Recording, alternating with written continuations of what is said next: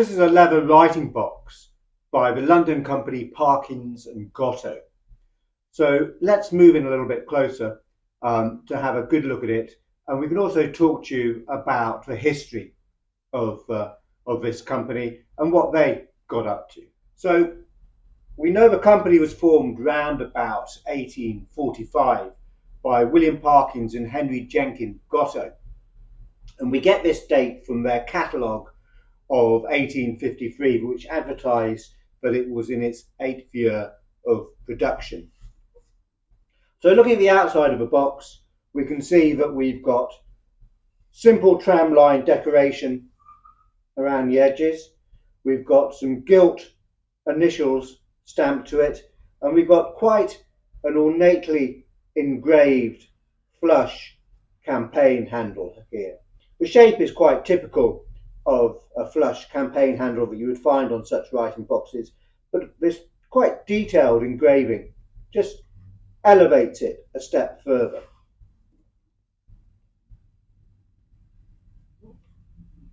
You can see that it's echoed on the round escutcheon.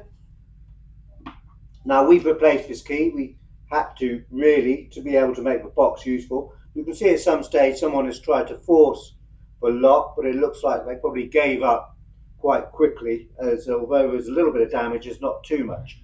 So this is a Brahma key, of course, and that's a good sign of the quality of the box, that they actually paid the extra money to have a Brahma key made. And if you can see here on the engraved top of the lock, you can see at the bottom it says Brahma and London, just emphasizing that point. And we've also got the maker's stamp here, Parkins and Gotto, 25 Oxford Street. So, to the interior of the box, we've got a lift out stationery tray with an inkwell at the top here, little pen tray which comes up, and you can see that there's a space for something else down here. Now that might have had a light box, a little similar box to the inkwell to take matches, so you can light a candle or you can melt your sealing wax.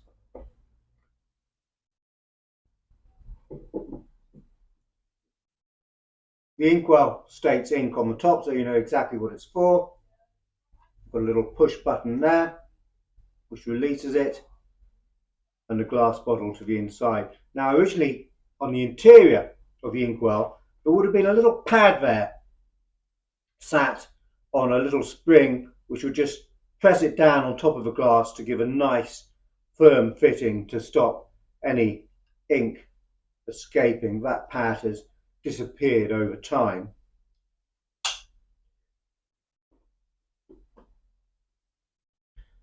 And to the top of the box, to the interior of the lid, you've got your stationery rack here. Now of course it's quite difficult to get in there, but hopefully you can see under here we've got a little push button which releases, and then this rack comes forward. Hopefully you can see it on that angle there. Comes forward just to give easy access. There it is, gone back, forward again. So that just helps you get your stationery much easier. And of course in here you'd have your tools, you'd have pens, rulers, etc, etc. So just listen to the click as we put that back in. So a good strong fitting. Again, that's a nice sign of the quality. They've gone the extra mile to do that.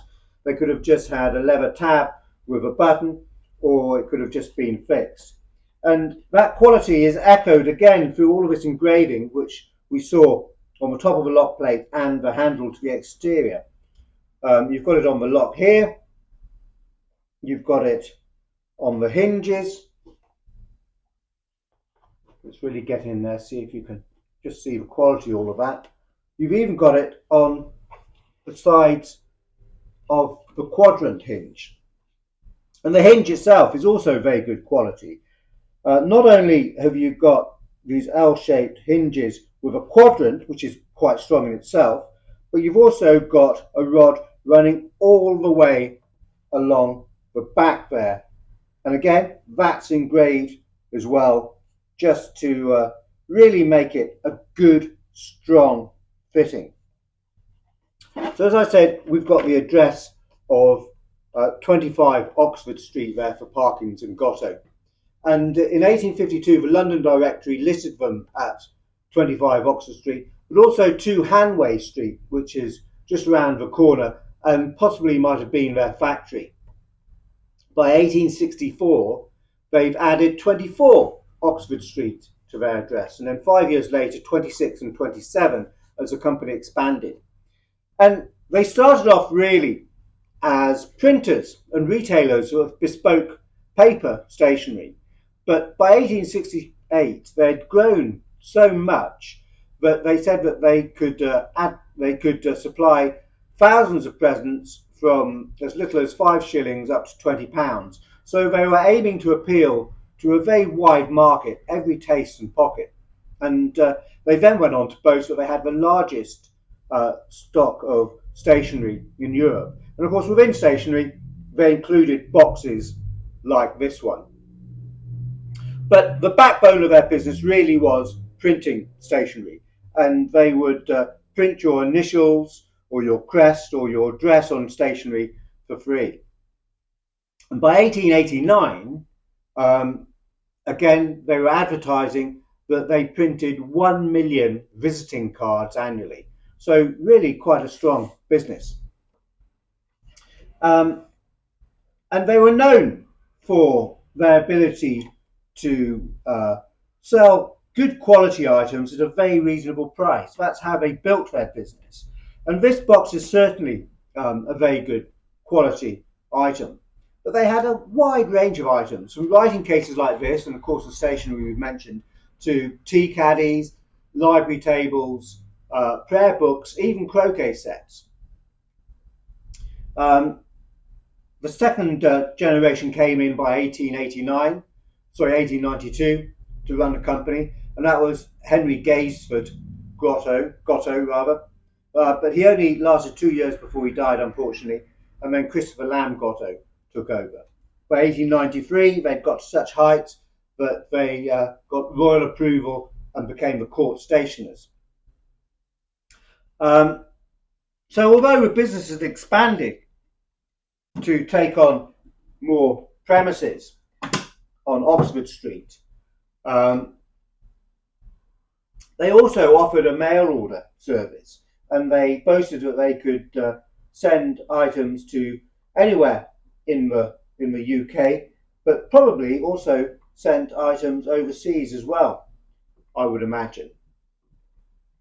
As we get closer to 1900, in 1899, they moved from 24, 25, 27 and 28 Oxford Street a little bit further along to 54, 56, 58 and 60 and 62 Oxford Street. And they had a factory just around the corner at 56, 57 and 58 Rathbourne Place. So the company had enjoyed 50 years of successful business. By the early 20th century, we can't find them in the directories, but certainly by 1912 directory, they're not listed. So we've got to presume that either they'd been bought out, taken over, or they had finished business by then. So to sum the box up, it's made of leather on softwood. That would have been either pine or deal. It's a writing box. It's not a writing slope. Let's not get the two confused. A writing slope, of course, would have an angled join, so that when it opens up, you've got a nice angled writing slope to work on. It's very nice quality. We can tell that from all of the engraving to the gilt brassware, the handle, the escutcheon, the top of the lock plates, the very strong hinge to the interior. Also from the fact that it's got a Brahma lock to it. They would have been very expensive in the day, as they still are. This is a replacement key, and to get a key made for a Brahma lock is not a cheap business at all. Made by Parkins and Gotto, and we can date it to 1860 or earlier. And we do that from the address on the inside on the stamp, which is 25 Oxford Street. We know that in 1860 they increased their premises by taking on 24 Oxford Street. You could argue, well, you don't know, they just didn't carry on using the same stamp after they took on 24 Oxford Street. Yes, that's entirely possible, and we know that other makers did that.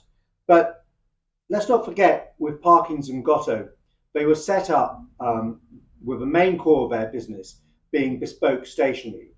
They would stamp names and addresses, initials, crests on stationery in very short order. They were very well set up to do all of that, and they had all of the equipment.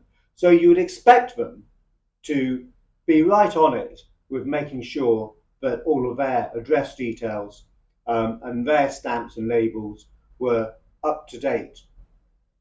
So I think that we can go 1860 or before, and certainly the style of the box fits in with all of that. There's lots more photographs of it on our website. Also, if you look under makers on our website, you'll see that there's a write-up on Parkins and Gotto with an example of another box there as well. As there is information on hundreds of other makers of campaign furniture and travel items. So if you've got some spare time, perhaps go and check it out. It's well worth a visit.